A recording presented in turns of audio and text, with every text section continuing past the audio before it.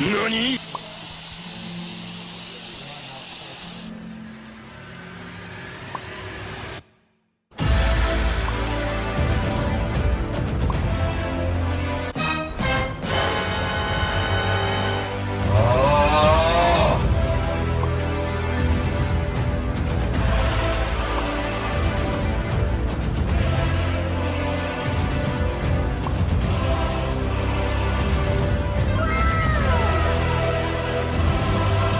Ever had a game question your ability as a gamer?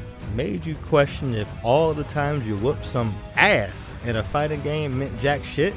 Well, ladies and gentlemen, let me introduce you to Tree Sentinel, an optional boss who is responsible for breaking the hopes and dreams of many a newbie Souls player.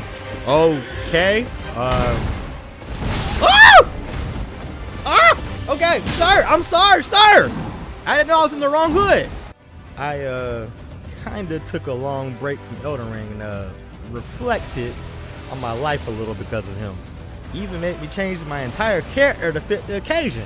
I beat him eventually, but I don't have the footage.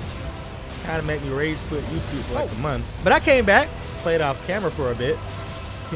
Actually pretty upset with myself for not recording that, but let me tell you, the post-victory pop was legendary. Scolding from my wife was too. For waking the baby. Anyway, Elden Ring. It's not a new game, but now we have some piping hot DLC and everybody named Mama is playing or talking about it again. So is it worth the hype? Is it worthy of a spot on your shelf? Or is it a flaming dumpster fire? Let's see.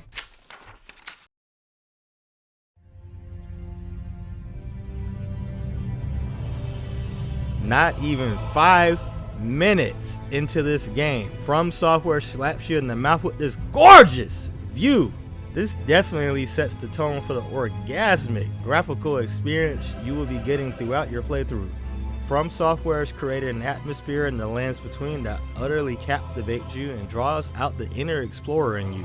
From massive, majestic castles in the distance and lands bathed in rays of gold, to creepy scarlet rot-plagued battlefields filled with mutated horrors, to suddenly happening upon hidden underground cities bathed in beautiful artificial night skies, to ancient mountaintops scraping the heavens, Elden Ring takes you on a journey guaranteed to leave a lasting impression for years to come.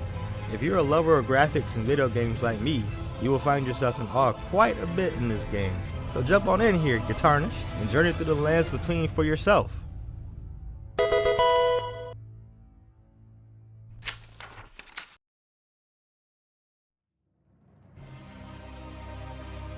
Man, look!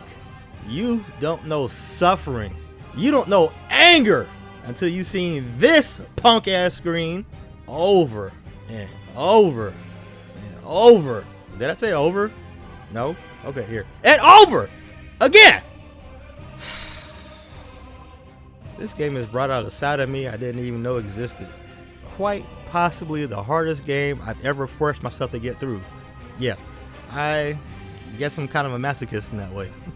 Once I start a game and get my ass kicked, I can't stop until I beat it. Because if I quit, then I constantly have that irritating ass, well, as you know the one, follow me around in my sleep, while I'm at work, while I'm trying to do fun adult stuff, until I beat it. I don't know why I'm this way, but I am. Alright, rant over. That's how I felt in the beginning, at least. I love fantasy RPGs where I can explore and customize my character. Putting my bias aside, this game is literally that. Hard as shit, but amazing. I actually kinda loved this game the more I played it. The joy and adrenaline dump, goddamn. The adrenaline dump you feel after finally overcoming a boss who's been beating your ass with a do-rag, black Air Force Ones, and some ashy ass Kunta Kinte knuckles is hard to put into words. It's something you just have to experience for yourself to truly appreciate. And as a first-time Souls player, I get it now. But still, it can be incredibly aggravating as well, especially when you die to some absolute BS because of the game's purposely janky mechanics. I'd say at least 70% of my deaths came from falling off of a cliff on accident, fighting the camera with oversized bosses, or getting stuck in the corner while a trash mob beats me like a Michael Jackson record. And like 30% came from legitimately getting my shit kicked in. Souls games are a unique experience, and they're not designed to be for everybody. They are hard. Well, at least this one is. Anyway, the difficulty is the point. That's what the game is all about, that feeling of perseverance and triumph. It makes or breaks the experience. and this experience is one I would definitely recommend trying for yourself.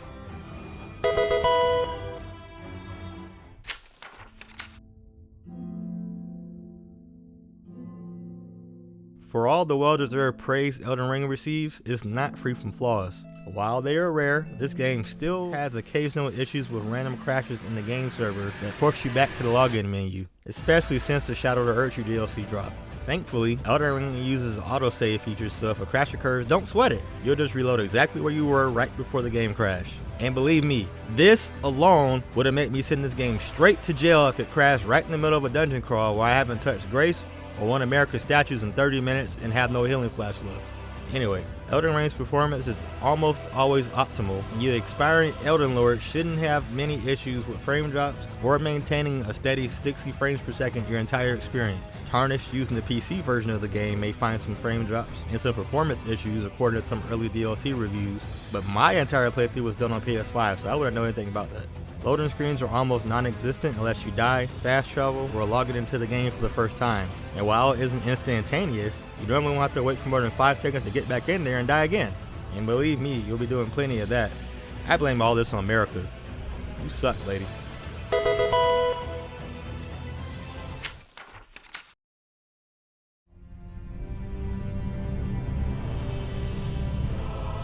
Oh, rise now, ye tarnished, ye dead who yet live. The call of long-lost grace speaks to us all.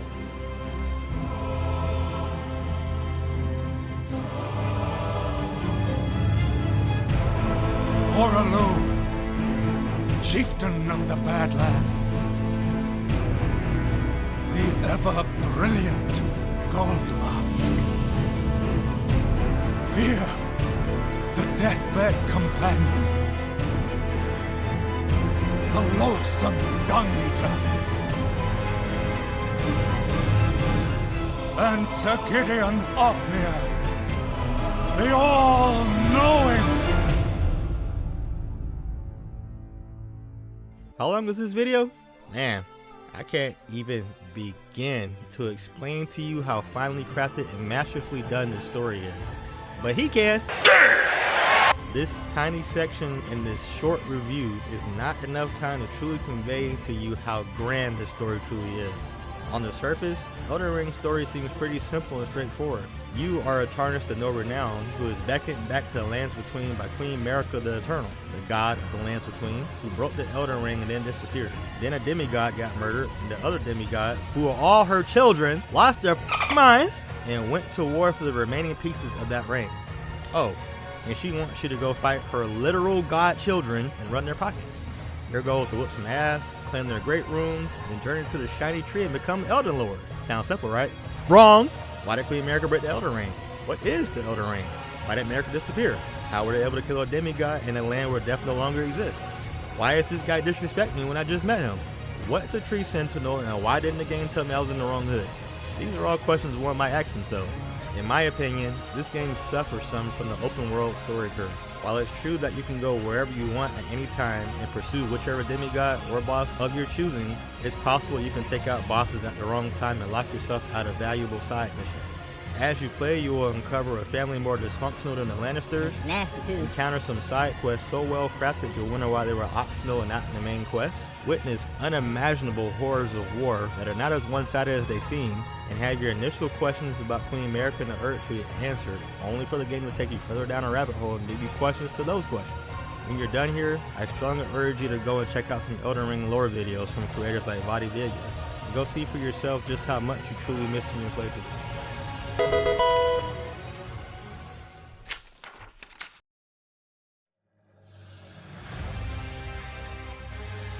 The mark of a truly phenomenal game is its ability to keep players engaged over time, its ability to generate hype and high sales numbers, and its ability to keep its player base talking about it and coming back to play for years to come. Elden Ring has achieved this by being possessed of a meticulously crafted open world full of lore, memorable characters and fulfilling quest lines, and high replay value. But its star feature is its brutal difficulty.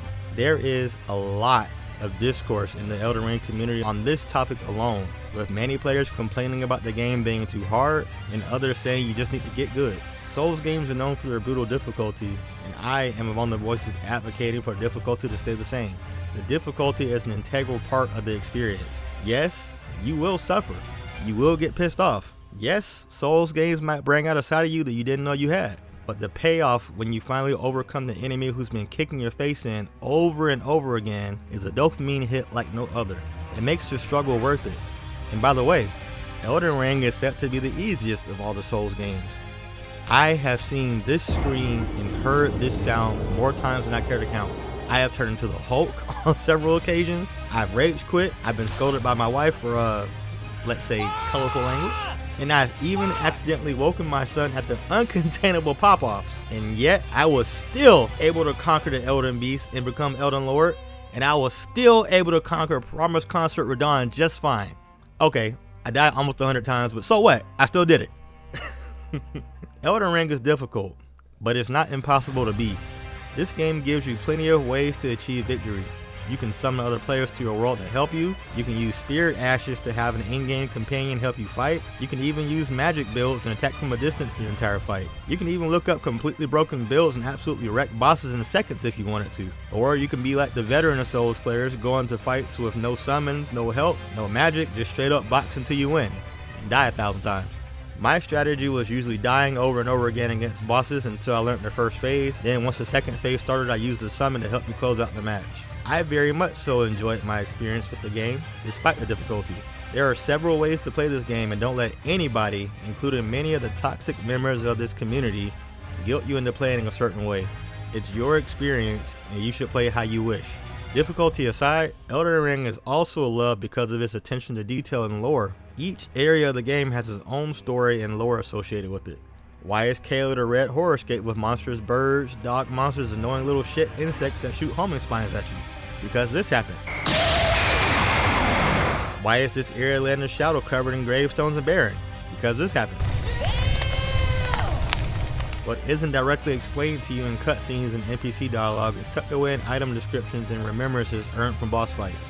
And what you didn't discover on your first playthrough, you can always start a new game plus after beating the game and experience it all again with all your skills and all your experience.